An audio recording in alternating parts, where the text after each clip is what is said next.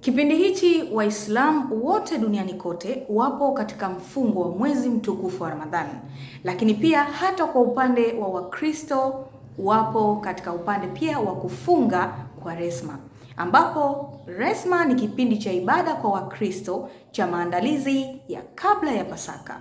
Ni wakati wa kutubu dhambi, kujinyima, kusali zaidi na kufanya matendo mema. Kiroho ni safari ya kurekebisha na kumkaribia Mungu. Resma huanza Jumatano ya Majivu, kwa kizungu inaitwa Ash Wednesday, na hudumu takriban ya siku 40 bila kuhesabu Jumapili. Kipindi hiki huishia kabla ya sherehe ya Pasaka, ambapo baada ya kufunga kipindi cha siku 40 husherehekea siku ya Pasaka, ambapo huadhimishwa kwa ajili ya kufufuka kwa Yesu Kristo.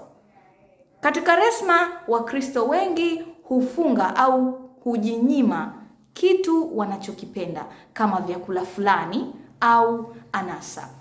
Husoma Biblia zaidi, kuongeza sala.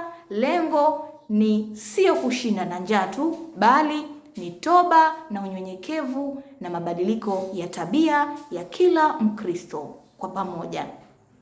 Lakini kwa ujumla tunasema Resma ni kipindi cha maandalizi ya kiroho, kujisafisha moyo, kusaidia wahitaji na kuishi kwa maadili mema. Pia kujilinda kwa furaha ya Pasaka.